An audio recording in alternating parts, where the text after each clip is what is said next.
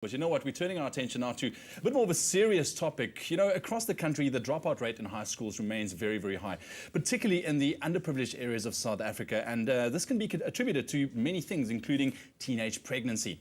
Now, the School of Hope aims to provide education for the vulnerable youth who would otherwise be overlooked by society. And this morning, to tell us a bit more about the School of Hope is the principal, Laura Collura, and also a matriculant, Fatimah Santon. Ladies, thank you so much for joining us this morning. Laura, this is a great opportunity that you give to so many teenagers from different walks of life, making sure that they get back on their feet, complete their education. What are some of the most common circumstances from the students that attend the school? Sure. Ewan, all the learners at our school are given a second chance to complete the education because they have compromised the education in some way. So some of them, it would be substance abuse, gangsterism is a big one. But for some of them, it is also just a lack of value given to education in their families. So quite often they are not sent to school, sometimes poverty, and some of our learners have spent some time on the streets as well, homeless. So there's scenarios where the learners very quickly rehabilitate and are able to matriculate, as Fatimah did. In Fatimah's case, another common contributor to the dropout rate is teenage pregnancies. Yeah. And so then the learners have to have the courage to come back to school.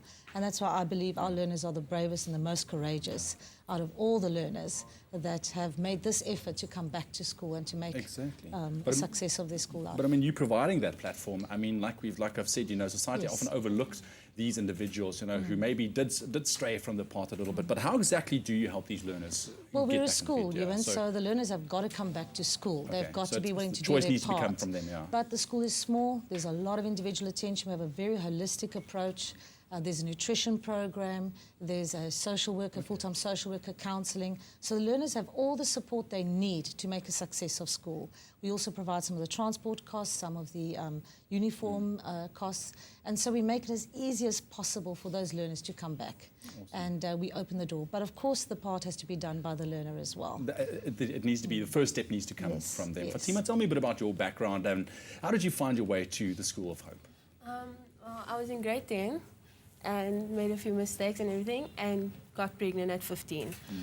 Obviously, I was in a mainstream school, and you know, there's a lot of judgment that comes along with being pregnant, grade 10, and what then? And I felt very uncomfortable in the school I was at, and then I dropped out in the middle of the year. And I asked myself, what am I going to do now? I asked my parents, what's the step forward? And we heard about the School of Hope, contacted the school, got the interview. Went to the interview, which was very emotional. There was a lot of emotions because I was so young. We were dealing with it as a family, and now I need to get back to school, and things were hectic. Got a counsellor in the interview just to help deal with what was going on and everything. And then when after the interview, Laura said, we'll contact you as soon as possible when we know.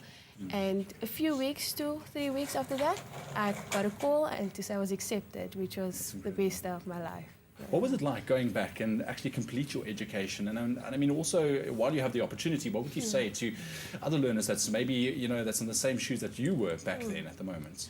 It was scary going back because you don't know what to expect, you know. Leaving my previous school with that feeling of judgment towards me, I was really scared going into a new school, and my baby was just born. She was 2 weeks old, and school started.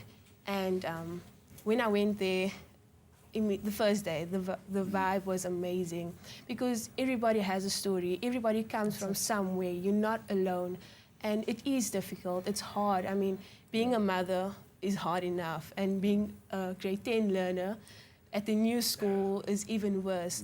But with hard work, everything pays off, and you just have to keep going. Well, I mean, you had amazing support from the School of Hope, from Laura itself. Laura, thank you so much. I mean, I wish we had more time to talk about this topic because you really are doing some phenomenal work in terms of helping the youth out there. But it really is great to see an initiative that has identified a need for an institution that provides our children with a second chance at life and gives them hope for the future because, as we know, education leads to success. So if you would like to find out more about the School of Hope, you can log on to our website, expressoshow.com. expresso.com. We'll also talk about it on our Facebook page, Expresso Morning Show SABC3. But on that note, I want to leave you with a quote this morning that really rings home or rings true for me.